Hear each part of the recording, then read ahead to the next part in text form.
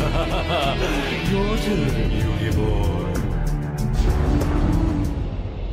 What is up, YouTube? This is AlintheaYoh coming at you with, unfortunately, not a live reaction. I actually did see the ban list before making this video because I was on a night out, and I wasn't really expecting anything from the list, simply because, you know, I've really been playing it all that much. I've just been doing my own little bits and pieces, but holy hell, this is like one of the best ban lists that could have ever happened, I think. But we'll go through and talk about my reactions and just all the bits and pieces in general, because this was a pretty crazy list. So to start us off, Gofu. I have said for the longest time Gofu should be hit, and it should have been hit a long time ago. Like how the OCG did it, I'm pretty sure they hit it really early on.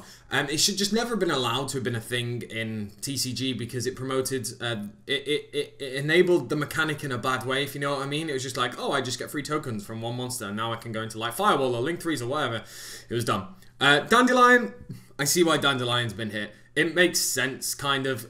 Scapegoat isn't there either, so I guess it does give someone kind of an alternate way to summon cards, but then you would have to do it in your opponent's end phase, so because obviously then you can't summon, so it kind of slows it down a little bit. I see why they've done it. It's fine. We'll leave it at that. Double Iris Magician, they hit Pendulum. It's fine by me. I don't really care about that, to be honest, if I'm completely honest. There's another one as well. Level Eater. Level Eater actually got hit.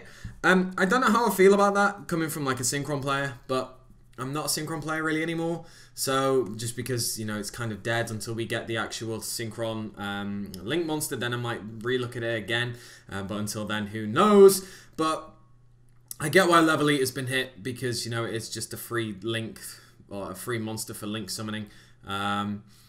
But it does mean you have to have certain resources, so like, I digress. It's one card that I can accept that's been hit. It's fine, it doesn't really matter, but I suppose it does help a lot of people who have been moaning. One of the biggest hits in the list, which I controversially don't agree with, is Maxx. Maxx, for me, I have always said has been a 3 or none card. What happens when it went to 1, and what happens when a card goes to 1, if it is something as important and as prevalent as Maxx? Both players are obviously going to be playing Maxx, right? Because it's only one card in the deck. You can throw in pretty much anything that you want, but obviously there are exceptions, of course. But most people are going to play it in 1, and most of the main decks played it at 1, right? Everyone can agree on that. It becomes such a powerful card in the fact that if my opponent opened up with Maxx and I'm going first, and I didn't open up with Maxx going first, or when I either draw into my cards, it becomes unfair, because I go to make my opening plays, my opponent drops Maxx. Right, okay, so I'm going to probably have to end my turn or not really give them a much advantage, and they have a massive one-up on me. If, for example, Maxx is at 3, then it means it doesn't become such a powerful card anymore. Maxx will just get dropped randomly. You have more of a chance to have it as well as your opponent. It actually levels out the power levels of it. And I know a lot of people complain about Maxx, but I really don't see the problem with it. Yes, it does suck if it's at 1, and that's the main reason. When it's at 1, it sucks, because it means that it's a complete sack draw. But if it's at 3, it's a saturated draw. You probably might even end up opening multiple copies, and you just drop it on one of your opponent's like one special summon to try and just get another card. Then it becomes a possible brick card. Now, I know it's very difficult to say Maxx can become a brick, but if you go up against a deck that doesn't really special summon, which there are decks around that these days, and you're playing 3, you have 3 cards in your deck that do fuck all. So Maxx doesn't really become that important. Obviously, that is a very isolated incident against a deck that doesn't special summon, but I still feel that it's just not really as, like, broken as people are making it out to be. Don't get me wrong, Maxx is a very powerful card, but I still think it's a necessary evil, because if you don't open up with it and your opponent's going first, well, good luck, I guess. If they just go off with, you know, no answers that you have, then you're kind of a little bit screwed. So I think Maxx should really be a 3 or none card. So I guess it's a none now, so that kind of removes the whole problem of Maxx, but you do now have the problem of, if your opponent goes first, there are much less things that you can respond with and stop them with and interrupt them with, but you know, that's just the nature of the beast. So I guess it's at 0, so it kind of resolves that thing for me, but I still think it's not really that much of a problem card, to be honest. But we'll move on from that. So we have Skullcrabat Joker. Fine, Pendulums are really getting destroyed here, but Joker just searches basically everything, so I guess that's fair that it gets hit and removed. Pendulums aren't dead, they've just had their power retained. not retained, sorry, reeled in quite a lot. So, you know, it is what it is. And then after that, there was nothing else. So they were the bank cards. There was a lot of bank cards this time. I don't remember the last time we had that many. But it's good. It's good to see because it needs to happen. It's nice and refreshing. But it's where the 1s and the 3s are that really make this list powerful for me and really make it amazing. So, Apocalypse Towers is now, sorry, not unlimited, definitely not unlimited. Apocalypse Towers is at 1. I said earlier this card is just like, eh. Like, people who moan about this card are people who just don't have outs to it. I understand why people don't like it, but deal with it. We have lots of ways to get around it. Just honestly deal with it. It's not that much of a big deal. And if you lose to a Klee player, then, well, you know, you haven't really taken everything into consideration. No shades being thrown on the Klee players, but it's just one of those boss monsters you really should be taking into account these days. So, yeah. Other one is Grinder Golem. Grinder Golem's fine to be hit. Whatever. I don't really care too much about that. One of the big ones for me, on a long list, but one of the big ones is Juggler. Juggler was honestly one of my favourite cards back in the day of like, what, 2014 I think it came out. Or it might have been later than that actually, because that was quite a long time ago. So 2015 maybe. But basically when Primal Origin came out and Clownblade was the thing, I loved that deck. Just playing that deck was so much fun. And Juggler is actually a very powerful card. So it's really nice to see that back. Do I think it'd be played? It's a Brilliant Fusion target and a really good one at that, because then you can have a little like Clownblade engine, you know, with Hat Trick or in Trick Clown. And you can send this with Brilliant Fusion and then banish it to get like Hat Tricker, for example, or whatever is in your hand. So it's a really good card. So it's one to definitely keep an eye out for. Firewall Dragon as well. This is kind of, everyone I think pretty much saw this coming. So I don't really need to say too much about that. This is another one that I personally, not that one. I personally saw this coming because it's being pushed really hard in the new art for the Lost Ark promotion. And I don't see why so many people are surprised about it. Monster Reborn back, I have said for a very long time, can come back. I've said it in my videos that I did like 2 years ago when I went through all of the banned cards. This card can come back. It's fine. It's just a one-off card that's like really good. It goes against the kind of the argument of the Maxx 3 or none type thing, but 3 is a little bit ridiculous for Monster Reborn. I think that might be a little bit too just overpowered. But having it at 1 is fine. We knew it was going to happen. Look at the Lost Ark promotion. They are not going to push a card that you can't use. Yes, collectors can use it, but there's still only a certain amount of collectors that will really want it. Now you've blown open the market to also high rarity people who want to play it in their deck. Also me. So it's going to be one of those cards that people will want. It was obvious they were going to unban it. I'm sorry, I really saw that one, Konami. You can't really pull the wool over my eyes on that one. But it's really good. I really like to see it. It just feels so old school now, so it's really good to see it. Spiral Resort, it's a fair hit on Spirals. Come on, you knew it. They're not dead. It just really got hit. The one card that I went fucking ballistic for is this, Solemn Judgment. I have argued the case of Solemn Judgment for so long that it can come back. There are cards out there that are better than it now in the deck it's meant to be. In Counter Fairies, it's kind of, it's going to be played. I'm going to play it, I'm sorry. But it's not the most amazing card when you take everything into consideration, but it is still a good card. Will people play Solemn Judgment? Yes, I think everyone's probably going to play Solemn Judgment just because it's that fucking good. But it's not broken, and I think that's the important thing to know. Half your life points is quite a lot, depending on when you activate it. But it's just one of those things where, I'm just really happy to see it. This is a selfish hit for me, if I'm completely honest. I don't care what anyone thinks. I like my Solemn Judgment. It's really funny as well, because I was looking at my, wherever they are, I'll put them down. My banned box, I have a banned box of all banned cards in it. And I was looking at my Metal Raider First Ed Mint Solemn Judgment being like, I wish I could play you one day. Oh, well, I can. So, so I'm quite happy about that. No semi-limits, but holy hell, look at all these bad boys. So, Moral Attack, been saying for a while, Moral Attack can go to 3. Didn't expect them to do it, but that's amazing. Artifacts now become a very good mini engine for a lot of decks now. I'm really happy it's back because I actually really like how the mechanic works. Moral Attack to 3 is really good. You will be seeing artifacts in decks these days. You will be seeing it. There is no question about it. You will be seeing artifacts. So be careful what you're hitting in the back row. Blackluster Soldier, Envoy the Beginning at 3. I honestly never thought I'd see the day BLS would be at 3. Just because of me playing in that era where BLS was so broken, I never thought I'd see it.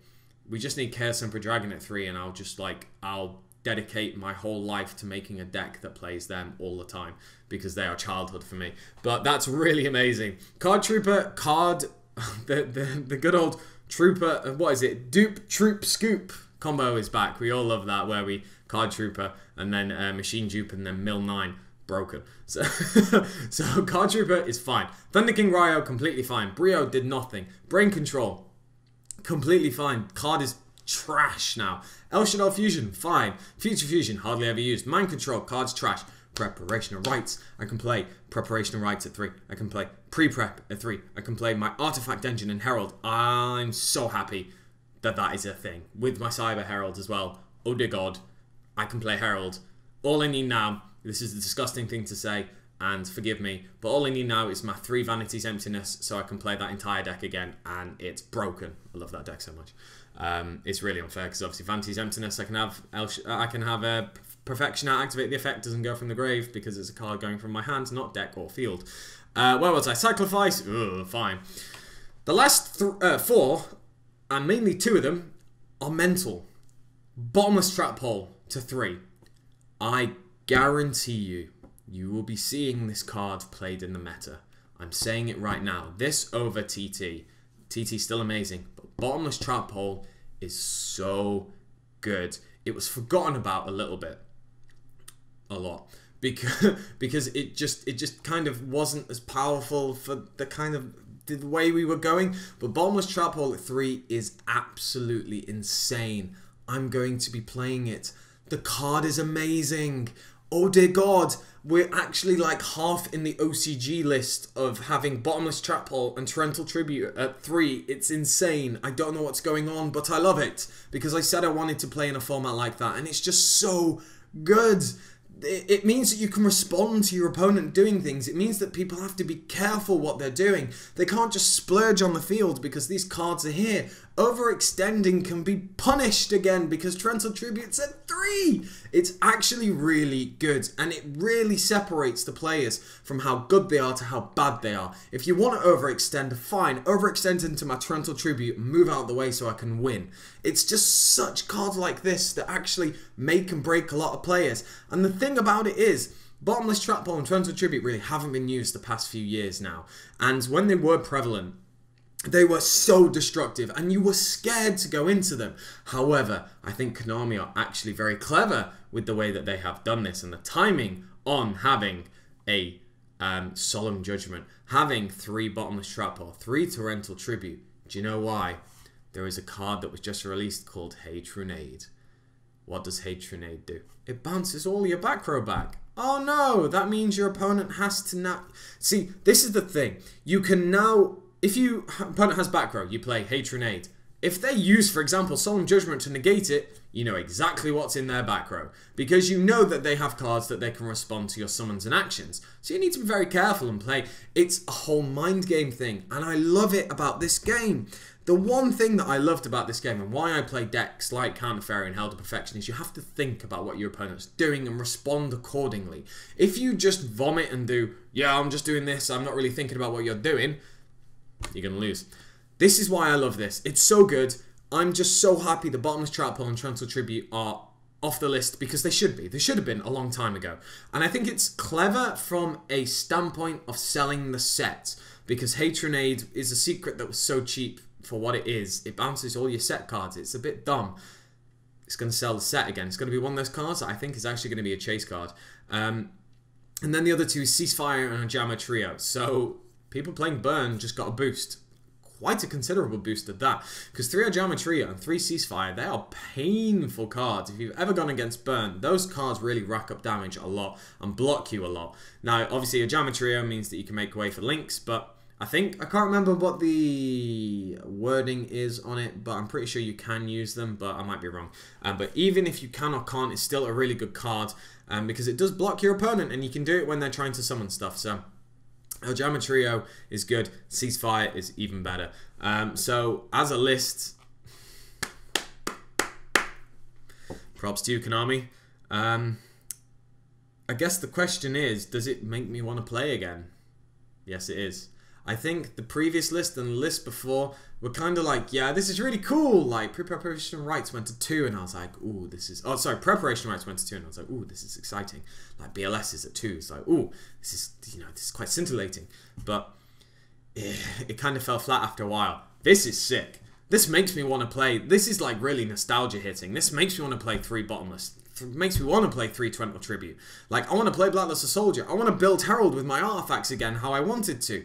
Like, I have preparation rights and pre-prep. I can build, like, such fun stuff. I can play Monster Reborn. I can play Solemn Judgment again. I can play Solemn Judgment, Solemn Warning, and Solemn Strike in the same fucking deck.